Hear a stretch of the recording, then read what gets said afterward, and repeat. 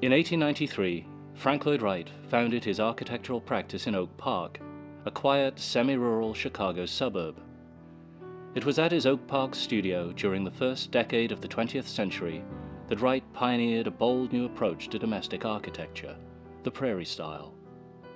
Inspired by the expansive landscape of America's Midwest, the Prairie style was the first truly American architectural style of what has been called the American century. For Wright, the houses he witnessed around him, derived as they were from the styles of other countries and other cultures, could not possibly reflect American values. A masterful architectural designer, Wright developed a unique vocabulary of space, form, and pattern that represented a dramatic shift in design from the traditional houses of the day. Wright's Prairie buildings, defined by gently sloping roofs, low proportions, quiet skylines, suppressed heavy-set chimneys, sheltering overhangs, low terraces, and outreaching walls sequestering private gardens, heralded a new era in architecture. Just imagine the Midwest prairie, flat, expansive, spreading out in all directions. Imagine a house doing the same thing. That's the Prairie style. Characteristically, they'll have sloping roofs, broad eaves, ribbons of windows, open plans of rooms that flow into each other. Wright's visionary buildings required a particular type of client, described in his own words as American men of business with unspoiled instincts and ideals. He found the perfect client in the ambitious young businessman Frederick C. Robie. Frederick Robie was a brash young man who worked in his dad's business, the Excelsior Supply Company. Robie was kind of the rebellious young son, kind of a tough guy, a little bit of an attitude. He wanted to try new things. He designed his own low-slung car that if you look at it, it was like a sports car before there were sports cars. He marries, gonna raise a family, time to have a house. He actually wanted a Frank Lloyd Wright house before he even knew who Frank Lloyd Wright was, because he was a guy of ideas. He said he needed lots of light. He didn't like artificial light.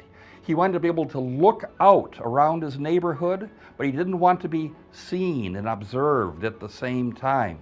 He wanted rooms that weren't confining. And so he would tell this to people, and they'd say to him, "Huh, you want one of those Wright houses." First, he didn't know what they were talking about, but even when people meant that Wright house is something kind of a little off and unusual, I think that made it appeal to Robie even more. Wright got the job. Robie got exactly the kind of house that he wanted. Completed in 1910, the house Wright designed for Robie is the consummate expression of his Prairie style. The house is conceived as an integral whole: site and structure, interior and exterior, furniture, ornament, and architecture. Each element is connected. Unrelentingly horizontal in its elevation, and a dynamic configuration of sliding planes in its plan, the Robie house is the most innovative and forward-thinking of all Wright's Prairie houses. The materials are very expressive in the Robie house. Just think of a house spreading out, the line of horizontal. If you think of houses before, they were often big vertical boxes with the windows just being little holes cut into the wall. This house spreads out. Everything about it says horizontal. On the exterior, bands of brick and limestone anchor the building to the earth, while overhanging eaves and dramatic cantilevered roofs shelter the residents. The dramatic horizontality of the house is reinforced at every level of the design, from the iconic roofline to the very bricks and mortar of the building itself. Through his use of materials, Wright achieves a remarkable balance of tone and color, as iron-flecked brick harmonizes with the iridescent leaded glass of the windows that encircle the building. Broad balconies and terraces cause interior and exterior space to flow together, while urns and planters at every level were intended to bloom with the seasons. The expansive living space at the heart of the home is one of the great masterpieces of 20th century architecture and design. The light-filled open plan is breathtaking in its simplicity, a single room comprising a living and dining space, divided only by a central chimney. Doors and windows of leaded glass line the room, flooding the interior with light. Iridescent, colored and clear glass, composed in patterns of flattened diamond shapes and diagonal geometries, evoke floral forms, while subtly echoing the plan and form of the building. In his design of the Robie house, Wright achieves a dynamic balance between transparency and enclosure, blurring the boundaries between interior space and the world of nature beyond. It's interesting to think of what residential architecture would look like had Frank Lloyd Wright never existed. He changed everything, and he changed it very quickly. What he was able to create and the ideas that he was able to spread with his buildings became the norm rather than something that was unusual.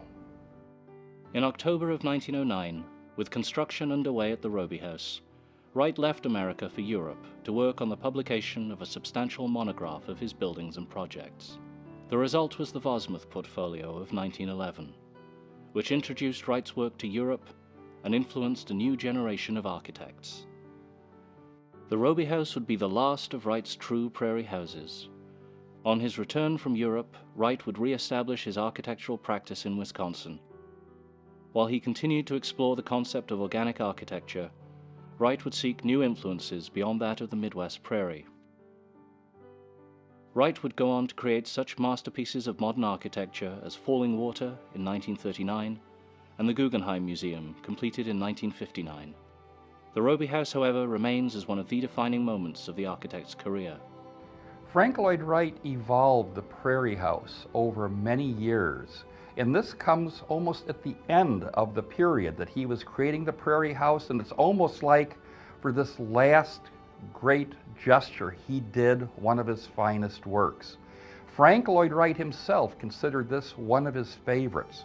People who lived in this house remembered him suddenly showing up at the doorstep, walking through and saying, "This is one of my best works," and indeed it is. It shows kind of a perfection of everything he was hoping to achieve. In 1991, the house was recognized by the American Institute of Architects as one of the 10 most significant structures of the 20th century. Today, the Robie house stands as an important part of America's cultural heritage, a powerful declaration of Wright's uncompromising vision for a new American architecture.